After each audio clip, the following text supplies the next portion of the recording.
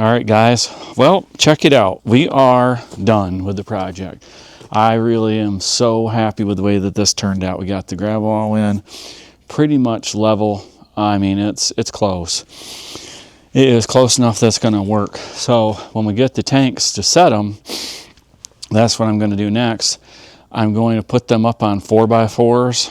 So then we're going to slide them into place, and so they don't have to be level. I mean, they're going to be on blocks anyway. And then the goal is to make them so they lean forward 2 inches and 16 feet. And so they don't have to be perfectly level right now either. And obviously the gravel, it's probably going to settle some. I don't know. But so we'll turn you around and we'll show you what we got. So this is what we have. So I actually leveled it out where the tank was, or the old plastic tank was there. I leveled that. There was actually a pretty good hole right behind the pole. And then I came out and I dug a little bit out here and I put the gravel in, and I kind of got a swale going, which is right underneath, just outside of where the roof will be. So that way, when the water comes off the roof, it'll go. Now, obviously right here, right there, there's a low spot. It's evidently pretty soft right there, but then where the skid steer is, it's like frozen. So I can't do much about that right now. I'm not worried about it. As long as it's outside of the building, the water, and it's going to go down and around and go away from the sugar house down that way, I don't care.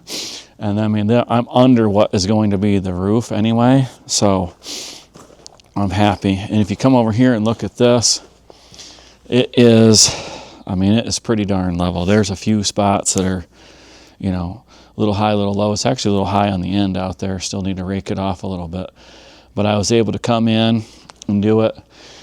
And I was going by this line right here. This is the dry looking stuff. That's the old dirt, and you can see it was pretty level. And then if you look along the wall over there, there's a little bit of low spot right beside the cooler, but the rest of it is pretty good. And I just did it by hand. I don't think, it's not worth taking the time to try to get it better. You know, it's going to settle a little bit, just walking on it here and there. I mean, but boy, it is great stuff. It's very good. Very good. And I got my drain pipe put in. That's kind of maxed out where I want it to. The tanks are going to drain. Probably just going to use sap line. And it goes down there, comes out by that pole down there. So that's going to be, if it works, it works. It's in. If it doesn't work, you know, big deal. So next thing to do is to come in, pick the tanks up, put them on 4x4s. I like to try to get 2, and then go around the back and push them forward. So super happy. Got this all filled in. Over here, round by the shed, I filled it in. Have a little bit of water that comes off the bank and settles right here. I just got to rake this off a little bit. And then I'd like to fill it in back there, but I'm not going to worry about that right now. I did make a ditch that comes down the bank, and, you know, I don't know, probably 90%. There's a little bit of a hole right here by the corner, but most of the water's got a little bit of a high spot, but it goes all the way out through there.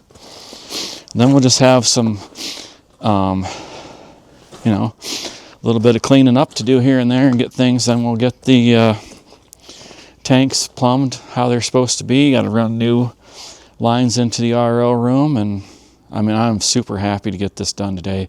I have been wanting to do this for since 2014, so this will be 12 years I've been wanting to do this. Super happy with it. What a day, what a project. It's like, what, 1 o'clock, so I have plenty of time. And the tanks, I mean, as long as they don't freeze, which they're not going to freeze in place